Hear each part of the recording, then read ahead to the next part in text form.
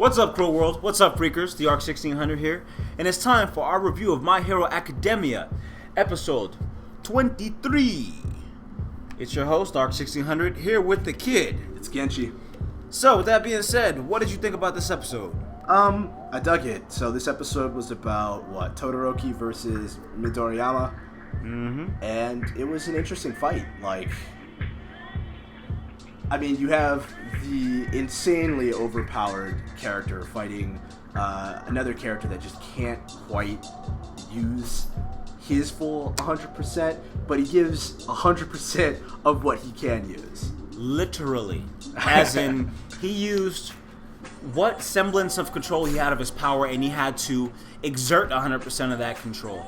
So, he had 9 fingers that he used during the fight, or that he could have used, and with each attack, he lost the use of a finger.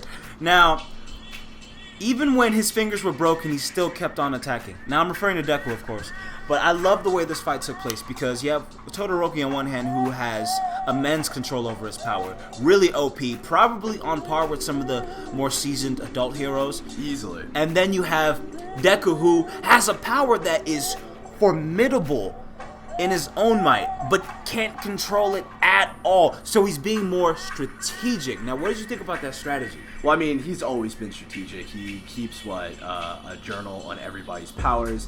He's always thinking of the best way to get through somebody's defenses, or to be defensive, or he's always thinking. He's a strategic powerhouse, which is really cool. I thought his plan for this was a little strange.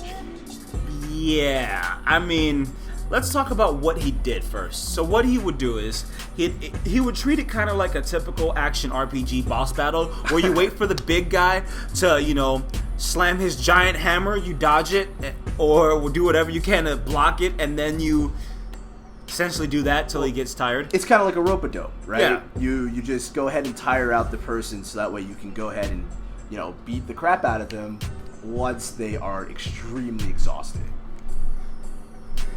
Yeah, I think the better strategy would have been for him to dodge the ice power and then maybe do an offensive maneuver.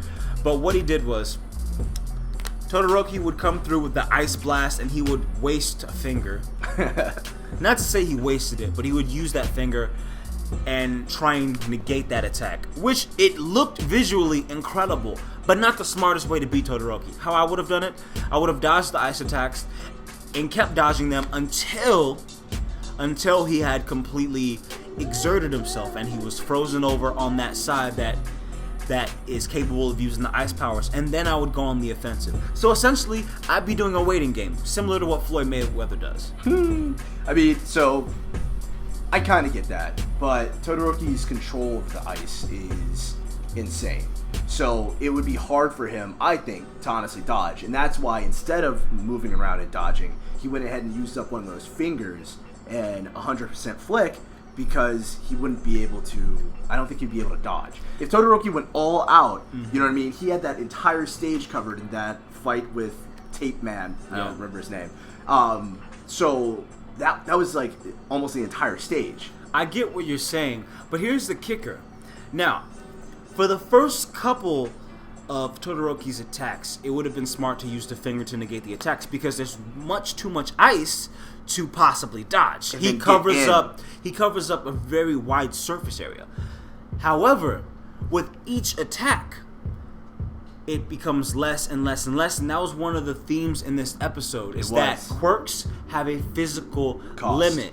They have a physical limit. So Todoroki would be running out of juice, hence less ice covering up the stage. And because of that, there'll be more places for him to dodge, for him to roll, for him to evade attacks. So using a couple fingers to negate a couple attacks would have been smart. And then, as it becomes less and less, going in more for the offensive stuff. We saw a similar version of that, but by this point, Deku had already exhausted most of his attack power. He was essentially a zombie out there. Plus, his fighting reason changed.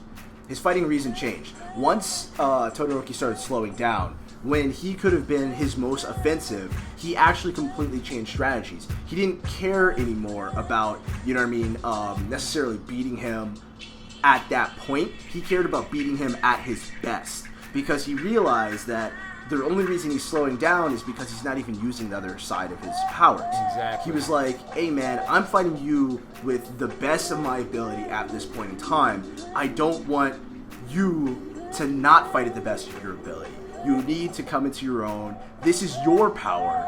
Use it. You have to use this. Absolutely. And that was a really cool kind of breakthrough. It's one of those things, again, that Naruto does very well. He encourages and inspires the people that he fights. And we see a little bit of Naruto in Deku here. He encouraged them, which, while technically it's not the smartest of plans to convince your enemy that, hey, you're way more powerful than you really are. You can do this, buddy. You can beat me. But it's a really awesome, noble thing of Deku to do, and proves that he's a worthy protagonist for this anime. He's a hero. Heroes are meant to inspire. Truly a hero in every sense of the word.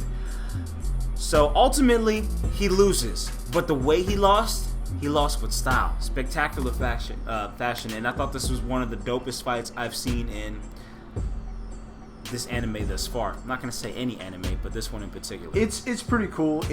I can't wait till way later when, Deku has more control. Because watching him burn out his body over and over again with every fight that he takes, I get it. He's gonna have this slow burn until he's gotta earn that all for one power. His body is he's too young. Right now he's like a freshman in high school. He's physically too frail. Yeah, he can't possibly control it. But no spoilers, but there's some cool stuff happening later on that I'm not going to say here, but I can't wait to see being represented in the anime. Yes, I did read the manga. Okay. Read the manga, losers. But anyways, that concludes our episode here. Rate, comment, subscribe. Hit us up on Twitter at Idiofreq. And tell your friends about us. So, this is the ARC 1600 signing out.